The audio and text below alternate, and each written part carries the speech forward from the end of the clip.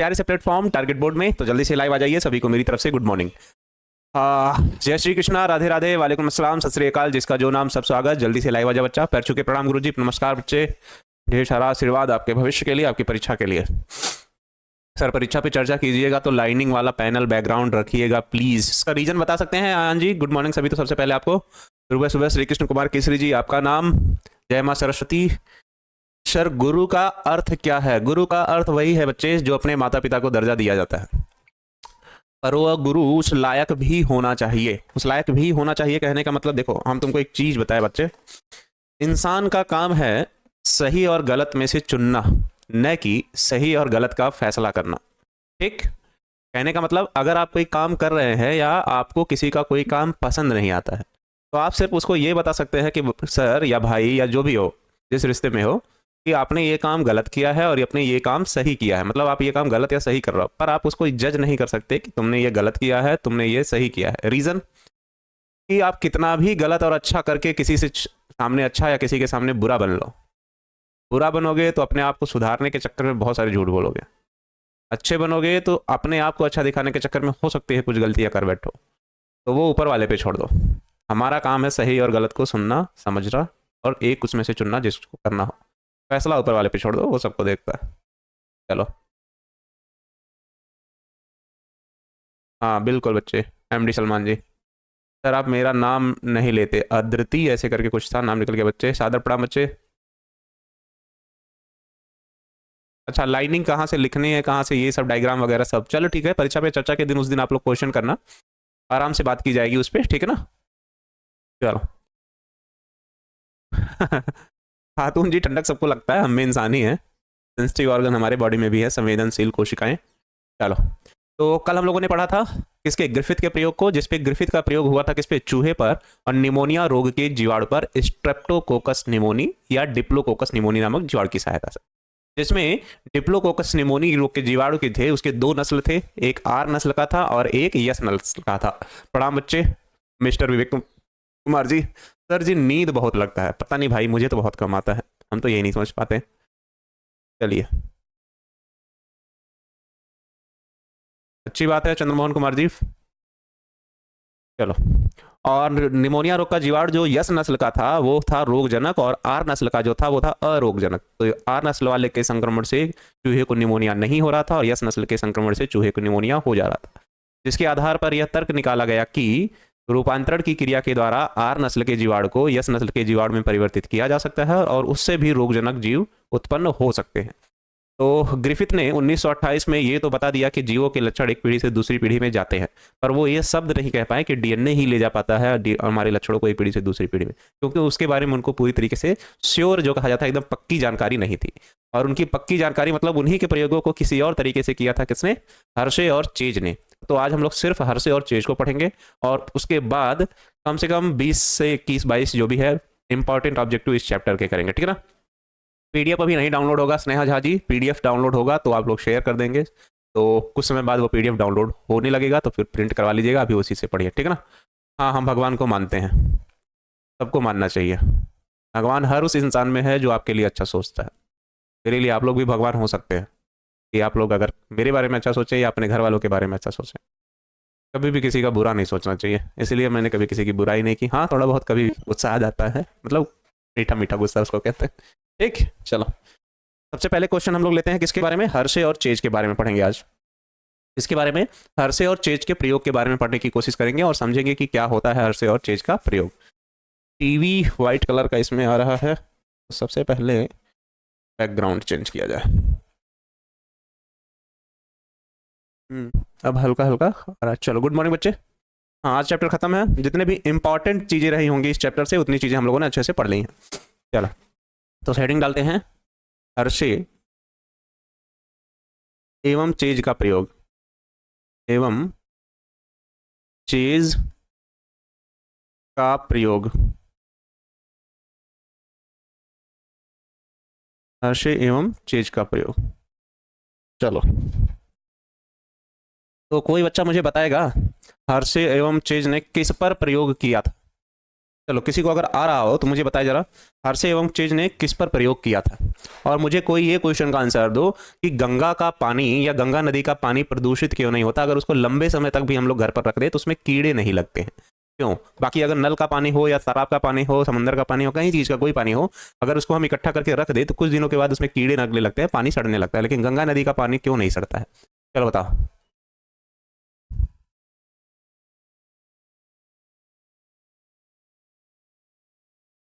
चलो बताओ।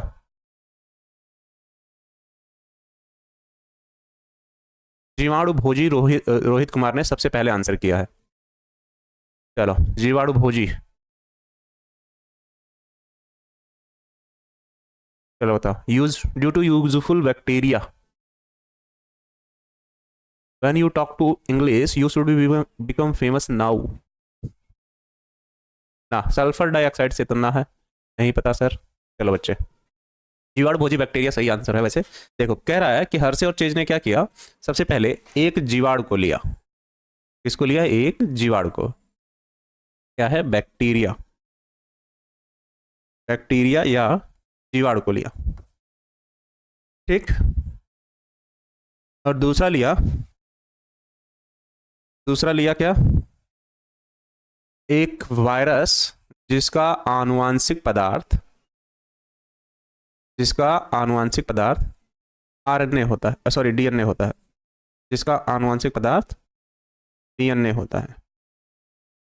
इसका आनुवांशिक पदार्थ क्या है, डीएनए है। ये क्या है, वायरस। और इसका आनुवांशिक पदार्थ क्या है, डीएनए। क्या इसी को क्या लिखोगे, विषाणु। क्या लिखोगे, विषाणु, ठीक। दूसरा, इसमें इसका आनुवांशिक पदार्थ होता है सर्कुलर डीएनए या वृत्तीय डीएनए। एक को हम लोग कहते हैं प्लाज्मिड और दूसरे को हम लोग कहते हैं न्यूक्लियाइड। न्यूक्लियाइड।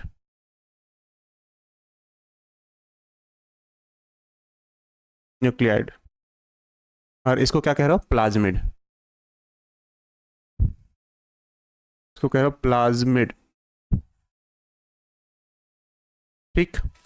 मुझे आप लोग ये बताइए, आदर्श आगे पेट्रेशन ऐसे कुछ नाम है आपका। हम जब 10th में थे ना तो एक क्वेश्चन आया था कि गांधी जी ने क्या काम किया है आज़ादी में, इसका योगदान को टिप्पणी लिखिए। तो मेरे बगल में एक था अभिषेक भारती नाम का लड़का, क्योंकि अल्फाबेट के हिसाब से सारे बच्चे एक ही जगह पढ़ जाते हैं। तो उसने लिखा था कि गांधी जी ने बहुत महान काम किया है। गांधी जी ने वो काम किया है जो कोई नहीं कर पाया। गांधी जी ने देश को आज़ादी दिलाने के लिए कई काम किए। गांधी जी ने देश की आज़ादी में जो काम किए वह बहुत सराहनीय है। गांधी जी ने देश को आज़ाद कराने के लिए बहुत सारे दिक्कतों का सामना किया। गांधी जी ने, ठीक है ना, मतलब ऐसे करके सब कुछ लिखा। क्या किया ये नहीं लिखा। तो आप भी वही कर रहे हैं कि गंगा नदी का पानी बहुत ज़्यादा यूजफुल है, इसलिए वो प्रदूषित नहीं होता है। गंगा नदी का पानी बहुत, पता नहीं क्या क्या लिख रहे हैं, पर क्यों प्रदूषित नहीं होता ये नहीं लिख रहे हैं आप, बताइए। चलो, बैक्टीरिया फेज पूरी तरीके से याद। मुझे ये इसका एग्जाम्पल दो, वह वायरस जिसका आनुवांशिक पदार्थ डीएनए होता है, उसके कुछ एग्जाम्पल दो। ऑब्जेक्टिव में आता है, बताओ। शमी जी बताइए, बताइए। Yes sir. हाँ, मुझे इसका उदाहरण दीजिए, वह वायरस जिसका आनुवांशिक पदार्थ डीएनए होता है। मैंने कम से कम 4 या 5 वायरस का नाम उस दिन लिखा था जिस दिन कैंसर पढ़ा रहे थे हम। चश्मा पहनते हैं पर पढ़ाते वक्त आते नहीं है पहन के। चलो, मुझे उदाहरण दो बच्चे। आप लोग बैक्टीरियो फेज ही आंसर किए जा रहे हैं बार बार, तो आप ये बताओ कि वह वायरस जिसका आनुवांशिक पदार्थ डीएनए होता है उसका कुछ उदाहरण दो। नहीं शिवानी कुमारी, ऐसी कुछ बात नहीं है। वह वायरस जिस, papilloma virus, Roshni Khatoon I think पहला नाम था ऐसे जो उन्होंने दिया, पैपिलोमा वायरस। और किसी बच्चे का अभी तक फिलहाल हर्पीज वायरस आयान जी का आया। Hepatitis B virus Priya Kumari ji का आई थिंक आया। और adeno virus I think army lover ji का आया। एडिड ऐसे कुछ लिखे हो। एड्स वायरस का आनुवांशिक पदार्थ आरएनए होता है, डीएनए नहीं होता है, एकदम याद रखो, ठीक। पोग्स वायरस, हाँ ये सही बात है, अब आ गया, उस दिन का बच्चों को याद है। तो बच्चे यहाँ पर कौन कौन से वायरस हो सकते हैं, पैपिलोमा वायरस हो सकता है, ये papilloma virus. Pox virus etcetera, जितने भी नाम आप लोग लिख रहे हैं कि papilloma virus, pox virus, herpes virus, adeno virus, hepatitis B virus, ये सारे वायरसों का आनुवांशिक पदार्थ डीएनए होता है, इस बात का भी ध्यान रखना। और दूसरी बात, जिन वायरसों का आनुवांशिक पदार्थ आरएनए होता है उन्हें क्या कहते हैं, चलो बताओ तो। जिन वायरसों का आनुवांशिक पदार्थ आरएनए होता है उसे क्या कहते हैं, चलिए बताइए। जिन वायरसों का आनुवांशिक पदार्थ आरएनए होता है उसे क्या कहते हैं, जिन वायरसों का आनुवांशिक पदार्थ आरएनए होता है उसे क्या कहते हैं, जिन वायरसों का आनुवांशिक पदार्थ आरएनए होता है उसे क्या कहते हैं। कोरोना वायरस एक प्रकार का राइनो वायरस है, उसका आनुवांशिक पदार्थ आरएनए है, इसलिए कोरोना वायरस को भी डीएनए वाले में नहीं होगा। रेट्रो वायरस अयान जी ने आंसर किया, जिन वायरसों का आनुवांशिक पदार्थ आरएनए होता है उसे रेट्रो वायरस कहते हैं। अब क्या किया ये वायरस, इस जीवाणु के शरीर पर क्या किया, संक्रमण फैलाया। क्या किया, संक्रमण फैलाया। ये जीवाणु के शरीर पर क्या कर रहा है, संक्रमण फैला रहा है। ये जीवाणु का रहा अपना डीएनए और ये वाला हिस्सा उसका न्यूक्लियाइड। और ये क्या हुआ, जीवाणु आकर इस बैक्टीरिया या जीवाणु के शरीर से विषाणु आकर क्या हो गया, जुड़ गया, यहाँ पर जुड़ गया। और कुछ समय के पश्चात क्या किया उसने, जो अपना ये डीएनए था इसके सेल मेम्ब्रेन को तोड़ दिया, इसके सेल मेम्ब्रेन को क्या किया, यहाँ से तोड़ दिया। और अपने भी प्रोटीन के खोल को वो क्या किया, तोड़ दिया। ऐसे यहाँ से अपने भी प्रोटीन के खोल को क्या किया, वो तोड़ दिया। और अपने प्रोटीन के खोल को तोड़ने के पश्चात अपने आनुवांशिक पदार्थ को यहाँ से निकालकर कहाँ कर दिया, यहाँ कर दिया। और इस क्रिया को क्या कहते हो, इस क्रिया को क्या कहते हो, यहाँ से निकला इसका आनुवांशिक पदार्थ और कहाँ चला गया, यहाँ चला गया। इस क्रिया, काफी मोटा हो गया यार, इस क्रिया को क्या कहते हो, जब विषाणु के शरीर से आनुवांशिक पदार्थ निकलकर जीवाणु के शरीर में जाता है तो इस क्रिया को क्या कहते हैं, तो इस क्रिया को कहते हैं बच्चे रूपांतरण कहते हो कि पारक्रमण, दोनों में अंतर है, बताओ जल्दी से। इस क्रिया को क्या कहते हैं, गेस क्वेश्चन कब दीजिएगा, दे देंगे बच्चे अंजुम जी। इस क्रिया को कहते हैं ट्रांसडक्शन या पारक्रमण, संक्रमण नहीं कहते हो, इसको कहते हैं ट्रांसडक्शन या इसी को कहते हो पारक्रमण कहते हैं, पारक्रमण कहते हैं, पारक्रमण कहते हैं। जिसके पश्चात क्या होगा, जिसके कुछ समय के पश्चात क्या होगा, ये जो जीवाणु था इसके जीनोम से, जीनोम मतलब आनुवांशिक पदार्थ से, इससे प्लाज्मिड से, प्लाज्मिड से क्या हुआ, इसका जो जीनोम था वो क्या होगा, जाकर जुड़ जाएगा। और जो लक्षण वायरस में थे वो लक्षण अब किस में आ जाएंगे, जीवाणु में। बाकी प्रोटीन का खोल वैसे उसका ऊपर ऐसे अभी भी पड़ा हुआ है, वो नष्ट नहीं हो रहा है अभी क्योंकि उसका काम है। बाकी प्रोटीन का खोल उसका क्या है, ऐसे पड़ा हुआ है।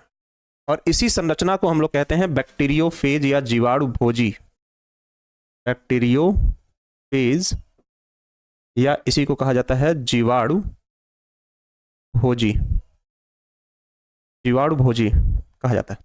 तो जब किसी जीवाणु में विषाणु का संक्रमण हो जाए तो इस क्रिया को क्या कहते हैं, जीवाणु भोजी कहते हैं। निखिल कुमार जी, इस समय चाहे आपका मन लगे या ना लगे पढ़ने में, पर आपका एग्जाम है बच्चे, आपको अपनी जिम्मेदारी पर पढ़ना पड़ेगा बैठ के।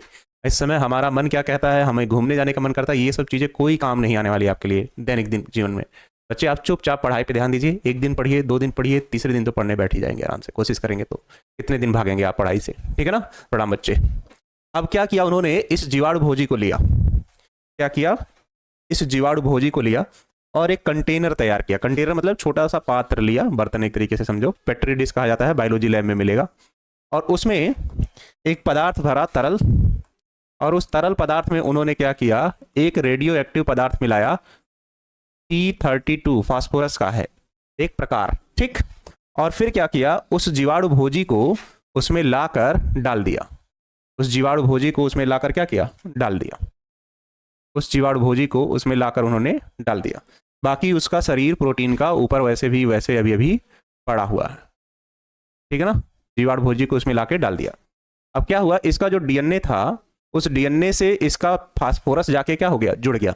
मतलब इसके डीएनए में फास्फोरस T32 क्या हो गया, जाकर जुड़ गया। पहली क्रिया की, दूसरी बार यही क्रिया फिर की उन्होंने, फिर दूसरी बार की, दूसरी बार यही क्रिया फिर की। एक पात्र लिया और उसमें इस बार जो फास्फोरस डाला था वो 35 डाला था उसके यूनिट को, और फिर जीवाणु भोजी को डाला, तो इसके बाद उसके डीएनए से P32 नहीं जुड़ा। क्या हुआ? नहीं जुड़ा, नहीं जुड़ा, मतलब आनुवांशिक पदार्थ उसमें नहीं जुड़ा। ठीक, चलिए सीट देखो टाटा बॉक्स बचे है जो आप पूछ रहे हो, ठीक है ना, वो भी इस चैप्टर में नहीं है। वो चैप्टर जब आएगा तो उसको वहां पे समझा देंगे जैव प्रौद्योगिकी वाले में, वहां पे भी आप लोग समझेंगे लैकोपेरान, क्योंकि वो चीजें एक्चुअल में वहीं समझ में आनी है, अभी नहीं समझ में आनी है, ठीक है ना। तो वो सब चीजें वो वहीं समझाएंगे, अभी नहीं। जैव प्रौद्योगिकी में कैसे बनता है, क्यों बनाया जाता है, ये सब बॉक्स ट्रिप कोडान क्या होते हैं, ये सब चीजें वहीं समझ में आएंगी, क्योंकि उसके पहले अभी से पढ़ाएंगे तो चीजें खिचड़ी हो जाएंगी। वैसे भी ये चैप्टर में डीएनए आरएनए डीएनए बहुत सारे छोटे छोटे टॉपिक थे जो आप लोगों को क्लियर करने थे, ठीक है ना। चलो अभी रिपीट करते हैं। अब आप लोग हॉस्पिटल जब जाते होंगे पैथोलॉजी वगैरह पे, जहां ब्लड टेस्ट होता है, तो वहां एक मिक्सर की तरह मशीन होता है जिसमें ब्लड का सैंपल जब निकाला जाता है तो छोटे से ट्यूब के द्वारा उस मशीन में डालते हैं, फिर उसको गोल गोल घुमाया जाता है। तो घुमाने की क्रिया को कहते हैं सेंट्रीफ्यूगेशन या अपकेंद्रण, और जिस मशीन से घुमाया जाता है उसे कहते हो सेंट्रीफ्यूगल मशीन। आप लोग देखे होंगे, ठीक है ना। चलो, तो अब इस दोनों में क्या क्रिया कराया जाएगी? अपकेंद्रीकरण कराया जाएगा। क्या? अपकेंद्रीकरण कराया जाएगा।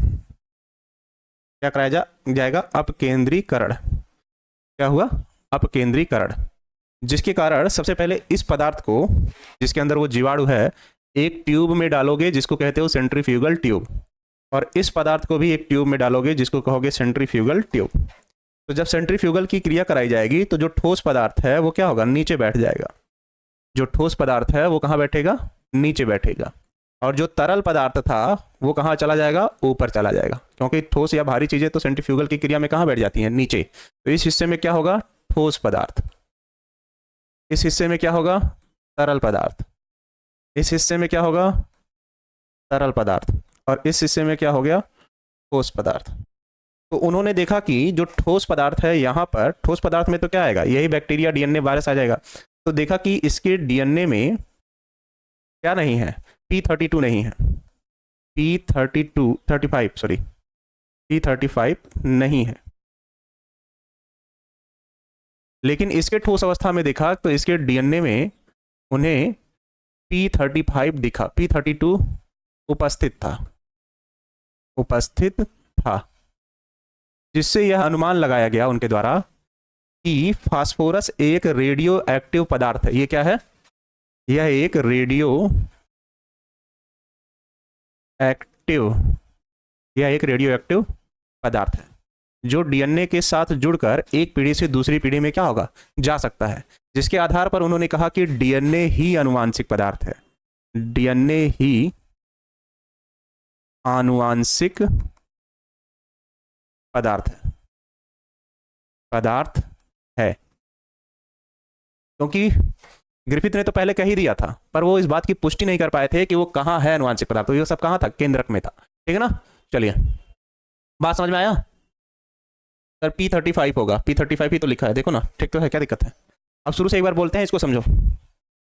हर्षे और चेज ने क्या किया? एक जीवाणु को लिया जिसे किसी विषाणु की सहायता से संक्रमित कराया गया, और ऐसे विषाणु की सहायता से संक्रमित कराया गया जिसका आनुवांशिक पदार्थ क्या था? डीएनए, जैसे पेपिलोमा वायरस या पोक्स वायरस।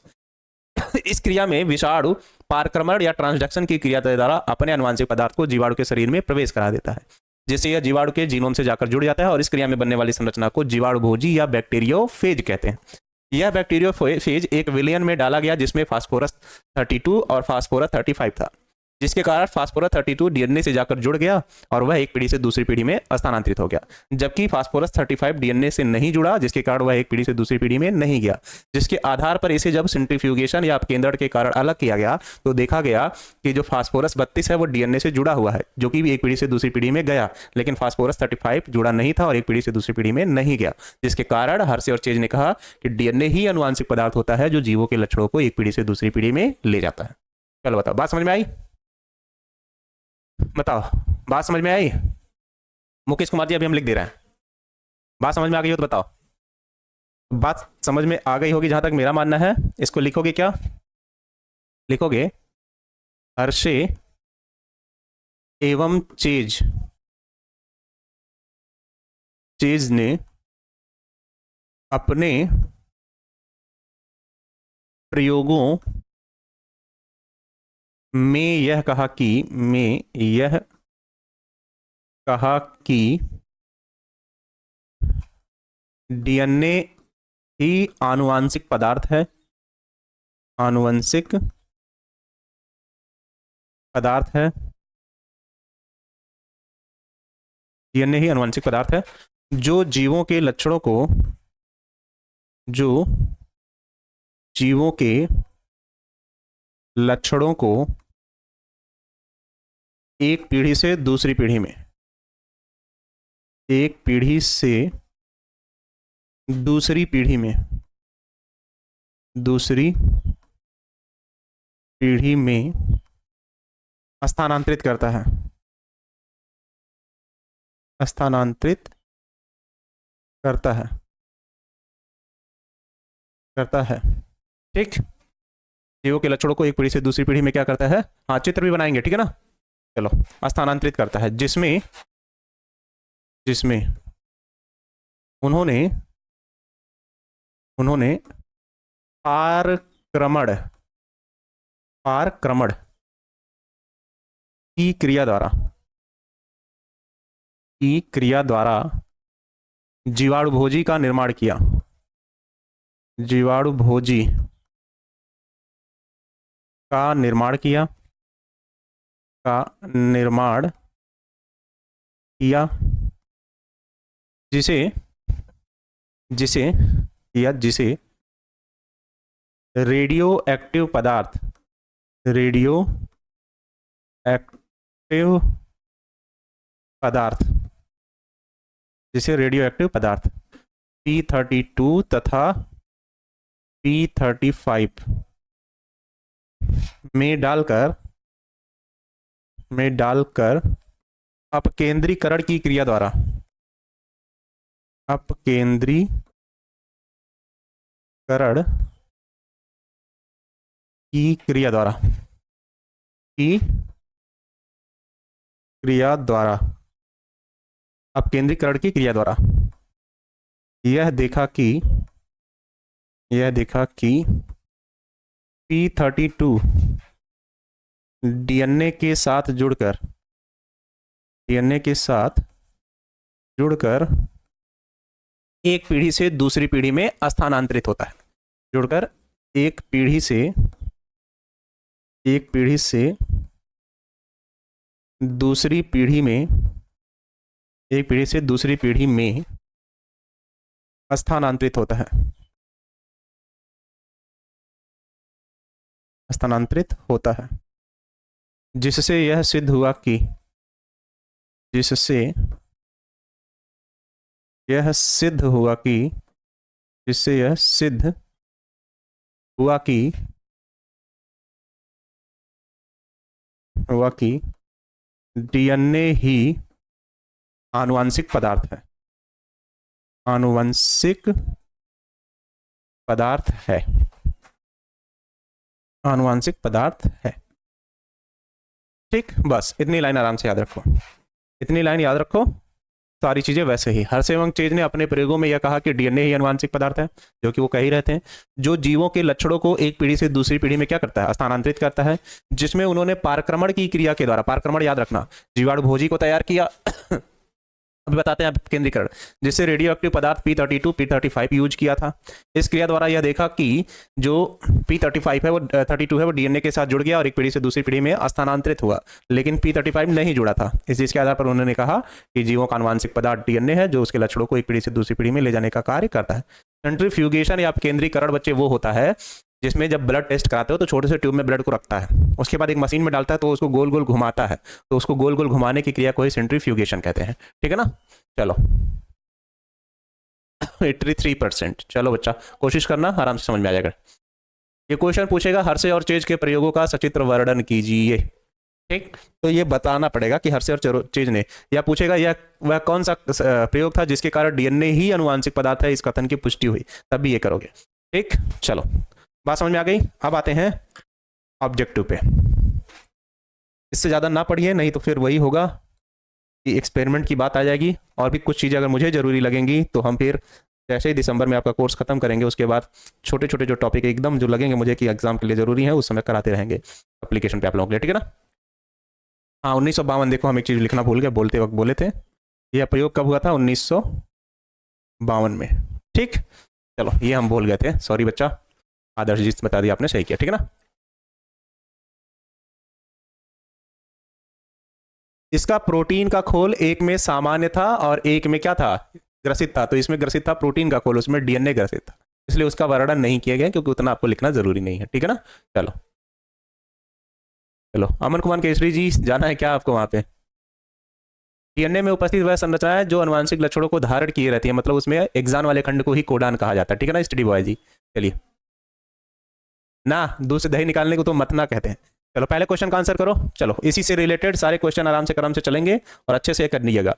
लिखा है फ्रेडरिक ग्रिफिथ ने खोज की किसकी? स्थान परिवर्तन की, रूपांतरण की, पारक्रमण की, लिप्यंतरण की, किसकी खोज की थी बताओ? ग्रिफिथ ने किसकी प्रयोग की थी, खोज की थी, बताओ बताइए आदित्य पवन जी, पासवान जी।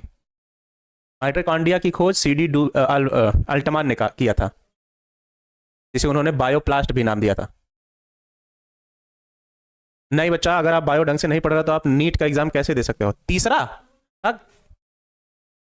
तीसरा तो हर्षे और चेज ने किया है यार, हम टिक भी करने जा रहे थे। ये तो हर्षे और चेज हैं। ग्रिफिथ ने जो खोज किया था वो रूपांतरण का किया था भाई। ग्रिफिथ ने जो खोज किया था वो रूपांतरण का किया था। पहले का बी होगा, तीसरा का किए जा रहे हो तुम लोग, सोचो अभी गलती कर रहा हो, बताओ। हाँ रूपांतरण है, पारक्रमण नहीं है। दूसरे क्वेश्चन पे आओ।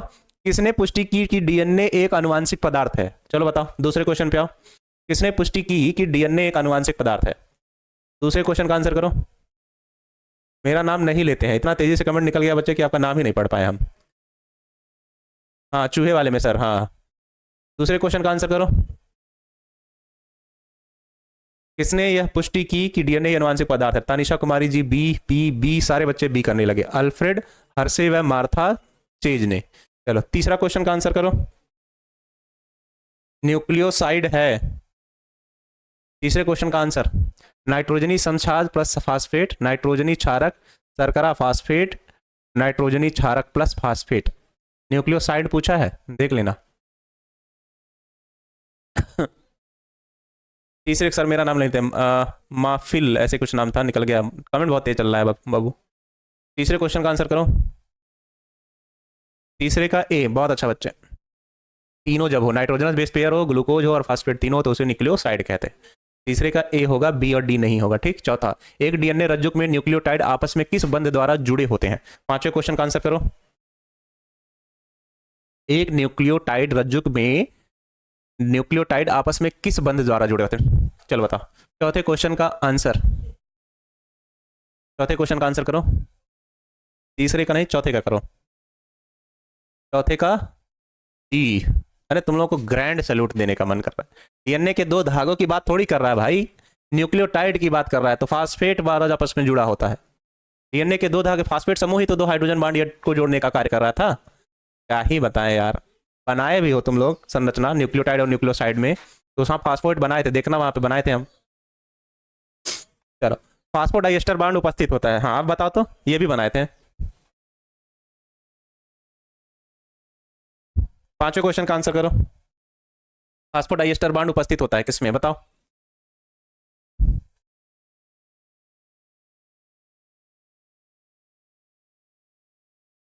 कमेंट रुक गया, बाप रे, कि करना ही बंद कर दिए तुम लोग। कमेंट रुक गया एकदम। तो इसका आंसर है CAMP। हम बुलाते हैं तब तक।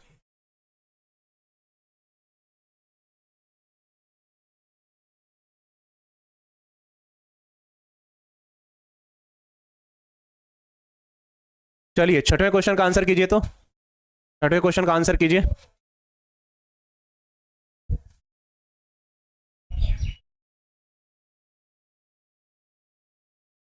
छठवें क्वेश्चन का आंसर कीजिए।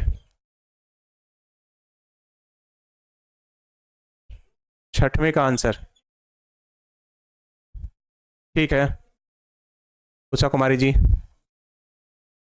छठवें क्वेश्चन का आंसर कीजिए। छठवें क्वेश्चन का आंसर होगा बच्चे, ग्वानिन की अधिक पुनरावृत्ति होती है। उस दिन हम लिखे थे GAA सी, फिर क्या था GAATTC, तो यही जो जी है बार बार क्या होता है, रिपीट होता है। फिर आगे लिखोगे क्या GAATTC, यहाँ शुरू करोगे तो फिर जी इधर आ जाएगा, फिर जी इधर होगा, ये बार बार रिपीट होता है, ठीक है ना। चलिए कमेंट रुक गया यार, बड़ी अजीब है यही। चलो हाँ चला, बढ़िया से चला। अब 7वां, डीएनए द्विगुणन की कौन सी विधि में दोनों परिणामी रज्जुकों में कुछ भाग पुराने तथा कुछ भाग ग्वानिन नवीन डीएनए के होते हैं? प्रसारक विषयक विधि द्वारा, अर्ध संरचित विधि द्वारा, संरचित विधि द्वारा, बी और डी सी दोनों। चलो 7वें क्वेश्चन का आंसर करो। कोई बात नहीं आदर्श जी, प्रैक्टिस चैप्टर देखिएगा, आराम से बैठ के करने की कोशिश कीजिएगा। कुछ चीजें अगर टफ है तो उसको समय देने की जरूरत है, ठीक है ना। चलो आप लोग का कमेंट रुका हुआ है, प्रसारक विषयक विधि। चलो अगला, डीएनए पॉलीमरेज एंजाइम की खोज किसने की थी? डीएनए पॉलीमरेज किसमें हेल्प करता है बताओ? डीएनए द्विगुणन की क्रिया में या डीएनए रिप्लिकेशन की क्रिया में? डीएनए पॉलीमरेज एंजाइम की खोज किसने किया, किस वैज्ञानिक ने थी? कार्नबर्ग, नीरेनबर्ग, वाटसन और क्रिक। 8वें नंबर क्वेश्चन का आंसर करो यार, कमेंट का हम क्या ही करें।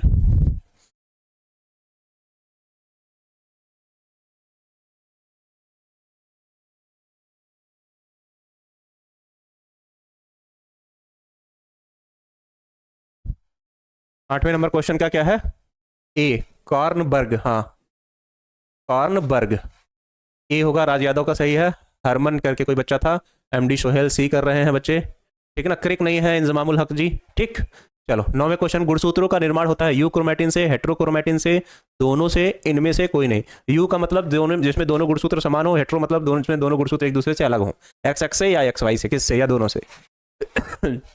9वें क्वेश्चन का आंसर कीजिए आप, 9वें क्वेश्चन का आंसर कीजिए।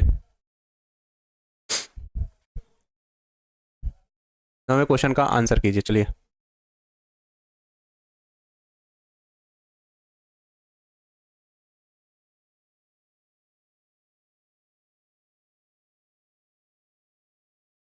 नौवें क्वेश्चन का आंसर होगा दोनों से, ठीक है ना। एक्स एक्स भी होता है और एक्स वाई भी होता है।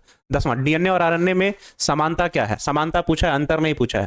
तो डीएनए और आरएनए में क्या समानता है? तो डीएनए और आरएनए में समानता यह है कि दोनों न्यूक्लियोटाइड्स के पॉलीमर श्रृंखलाएं होती हैं, जब एक से अधिक आपस में जुड़ते हैं तो एक धागे नुमा संरचना बनती है। सर कमेंट जा रहा है, अभी को आया है, 9th का सी अभी चल रहा है आप लोगों का। हाँ 10वें का ए राइट आंसर। चलो बहुत अच्छा बच्चे, एमडी सलमान जी ने लिखा है, नवनीत रॉय जी ने भी 10वें पे लिखा, target board 12th Priya Kumari के ने भी लिखा, 10th है। चलो अगला है, कौन सा नाइट्रोजनी क्षार डीएनए में उपस्थित नहीं होता है, पूछा है। 11वें नंबर क्वेश्चन का। और आप लोगों को बोल रखे हैं हम कि जब भी नहीं वाले क्वेश्चन आए तो सबसे पहले नहीं को घेर लिया करिए, ताकि आप लोगों को पता रहे कि हमको नहीं टिक करना है यहाँ पे। 11वें नंबर क्वेश्चन का आंसर करो। 11वें का यूरेसिल, जो कि किसमें होता है? 11वें का यूरेसिल जो कि होता है किसमें? आरएनए में, डीएनए में नहीं, ठीक है ना। अगला, आरएनए अणु में थाइमिन का विस्थापन होता है, बस पूछने का तरीका बदल गया। 12वें क्वेश्चन का आंसर कीजिए। 12वें क्वेश्चन का आंसर कीजिए, बस पूछने का तरीका बदल गया है, बाकी आंसर नहीं बदला है। तो थाइमिन को विस्थापित करता है कौन? यूरेसिल, ठीक है ना। थाइमिन को विस्थापित कौन करता है? यूरेसिल।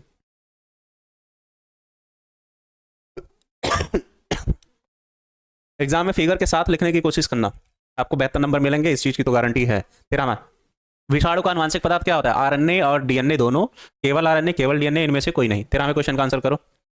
चलो अभी 12वें पे अंजलि, धर्मवीर, राहुल, महिमा, गुड्डू, रोशनी, विक्रम, शांति, चंदा, पल्लवी, नेहा, मनीषा, रोशन, नितेश, चांदनी, ठीक है ना, मोनी, निगम, अभिमन्यु कुमार। 13वें का ए। चलो सही है बच्चे, 13वें का क्या होगा? ए। कमेंट आ रहा है बच्चे, पर रुक रुक के आ रहा है, तो अचानक किसी बच्चे का बीच में आया भी होगा तो निकल जा रहा है वो कमेंट, चला ही जा रहा होगा, ठीक है ना। गर्मी होगा, हो सकता है बिहारी बाबू जी, ठीक है ना। उषा कुमारी जी 12th पे नहीं बच्चे, 13वें क्वेश्चन का आंसर कर रहे हैं, अभी आप वहीं अटकी हैं। चलो कदम, निम्न में से कौन आरएनए का कार्य है? बताओ आरएनए का कार्य कौन सा है? यह डीएनए से पॉलीपेप्टाइड का संश्लेषण कर रहे राइबोसोम तक अनुवांशिक सूचना को पहुंचाता है, जो कि सही है। यह राइबोसोम तक अमीनो अम्ल का वाहक है, यह भी सही है। टीआरएनए से जुड़ता था ग्राही भुजा से। यह राइबोसोम की संरचना का घटक है, आरआरएनए, बिल्कुल। तो इसका सही आंसर हो जाएगा बच्चे सभी, इसका सही आंसर क्या हो जाएगा? सभी होगा। कमेंट महिनूर ऐसे कुछ बच्चे थे, आ रहा है, ठीक है ना। आपका आंसर कीजिए आप।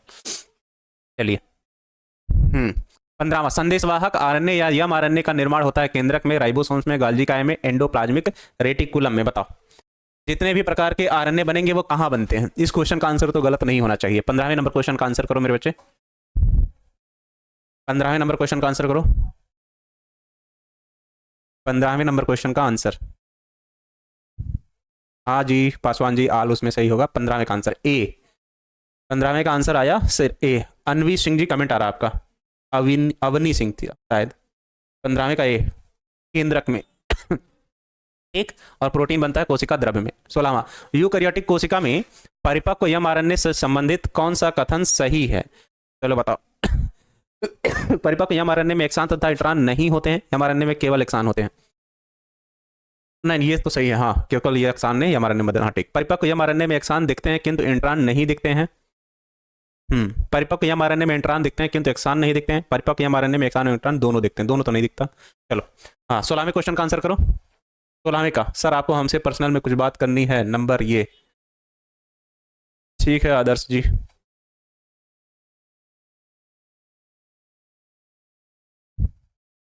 सोलहवें का बी, स्टडी बॉय ने किया, जो कि सही है। 17वां, निम्न में से समारंभन कोडान अथवा प्रोटीन संश्लेषण के लिए प्रारंभन हेतु प्रारंभिक प्रकूट, प्रकूट मतलब वही कोड, कौन सा है? तो टीआरएनए के ऐसे बना रहे थे, टीआरएनए के इस भाग से यम आरएनए जुड़ना क्रिया, जिसमें क्या क्या पाया था? GAA। तो यम आरएनए में क्या होगा? CUU। तो इसी में से कोई एक है जो प्रोटीन संश्लेषण में सहायता प्रदान करता है, बताओ कौन सा? 17वें नंबर क्वेश्चन का आंसर करो। 17वें का सी कर रहे हैं बच्चे। 17वें का ए आ गया, निशा कुमारी जी का AUG होता है, जो कि सही है। ठीक, चलो अगला, AUG के लिए निम्न में से कौन सा कथन सही है? यह मिथेनोनिन के कोड करता है, यह आरंभन कोडान है, यह प्रोकैरियोटिक व यूकैरियोटिक दोनों में मिथियोनिन को कोड करता है, उपरोक्त सभी। मिथेनोनिन एक पदार्थ है जो प्रोटीन संश्लेषण में सहायता प्रदान करता है, सीधे ऐसे समझ लो। 18वें नंबर क्वेश्चन का आंसर, 18वें का डी, टारगेट बॉय करके जो बच्चा था, उपरोक्त सभी। बहुत अच्छा बच्चे, ऑब्जेक्टिव पे पकड़ है लग रही है आप लोगों की। ठीक, 19वां, यम आरएनए की सहायता से प्रोटीन संश्लेषण की क्रिया क्या कहलाती है? अनुवादीकरण कहलाती है, अनुलेखन कहलाती है, प्रति अनुलेपन कहलाती है, प्रतिप अनुलेखन, प्रतिवर्ती जिसको कहते हो, या प्रतिलिपिकरण कहलाती है? बताओ 19वें नंबर क्वेश्चन का आंसर करो। 19वें नंबर क्वेश्चन का आंसर MDEIRAIL ऐसे कुछ था शायद, निकल गया नाम आपका। आपका कमेंट आ रहा है बच्चे। चलो 19वें नंबर क्वेश्चन का आंसर करो, कमेंट फिर रुक गया।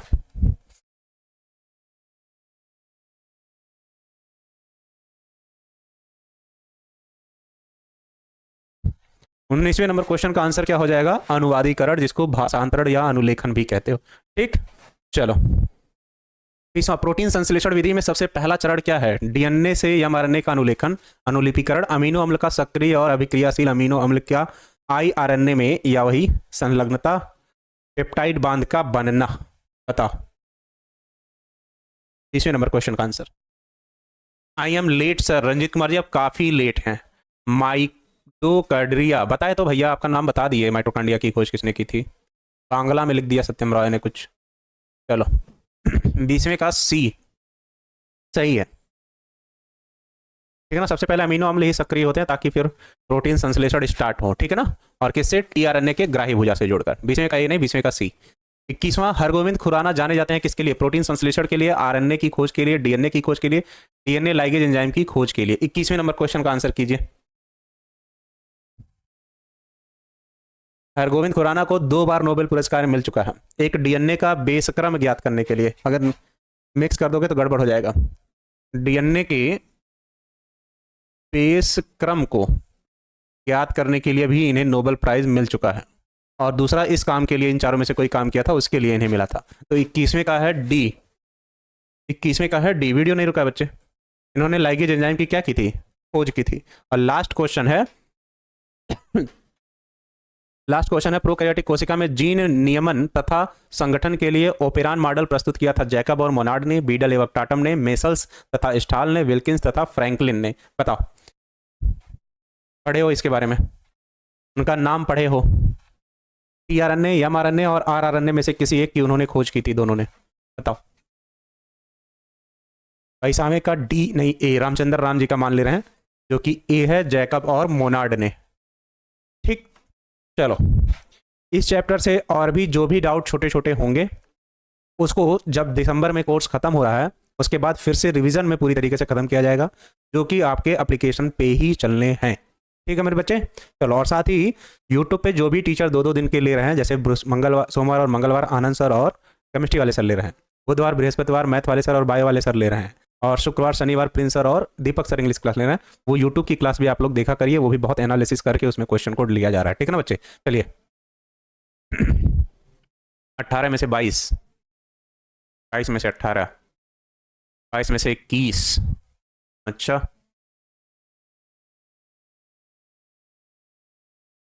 कोमल सिंह जी कमेंट आ रहा है पर रुक रुक क्या रहा है, इसलिए निशा जी इग्नोर करने की कोई बातें नहीं है। इग्नोर क्यों करेंगे यार आप लोगों को, हमको तो ये नहीं समझ में आता। आप लोग भी वही हो जो सब लोग पढ़ रहे हो। हाँ, दिसंबर में तो खत्म कर हो ही जाएगा, ताकि आपको 1 महीना पूरा प्रैक्टिस कराया जाए। सारे टीचरों की जिम्मेदारी यही है कि दिसंबर में कोर्स खत्म करके फिर प्रैक्टिस कराई जाएगी आप लोगों की। क्वेश्चन आंसर कितना लिखना है, कैसे लिखना है, पूरी तरीके से। जो बच्चा कमेंट किया था कि सर लाइनिंग वाली स्लाइड लगा के समझाइएगा, बिल्कुल सही होगा। ठीक है ना, चलो। एक बच्चे ने तीसरे वाले क्वेश्चन पे किया है, कहाँ गया?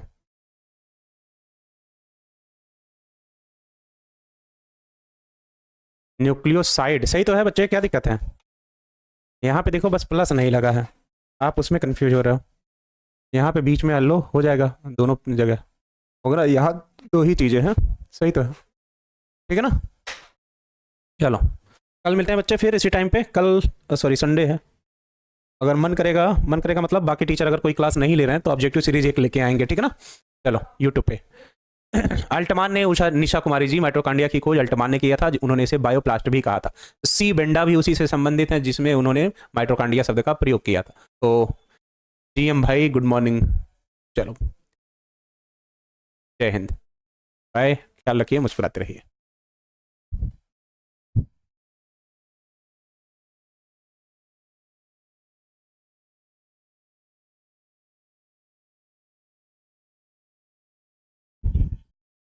जय हिंद प्यारे बच्चों, मैं अभिषेक एसपी सर स्वागत करता हूं आपका इस प्यारे से प्लेटफॉर्म टारगेट बोर्ड में। तो जल्दी से लाइव आ जाइए, सभी को मेरी तरफ से गुड मॉर्निंग, जय श्री कृष्णा, राधे राधे, वालेकुम अस्सलाम, सत श्री अकाल, जिसका जो नाम सब स्वागत। जल्दी से लाइव आ जा बच्चा, पैर छू के प्रणाम गुरुजी, नमस्कार बच्चे, ढेर सारा आशीर्वाद आपके भविष्य के लिए, आपकी परीक्षा के लिए।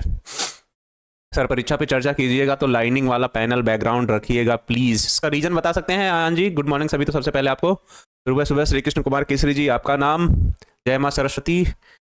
सर गुरु का अर्थ क्या है? गुरु का अर्थ वही है बच्चे जो अपने माता पिता को दर्जा दिया जाता है, पर वह गुरु उस लायक भी होना चाहिए। उस लायक भी होना चाहिए कहने का मतलब, देखो हम तुमको एक चीज बताए बच्चे, इंसान का काम है सही और गलत में से चुनना, न कि सही और गलत का फैसला करना।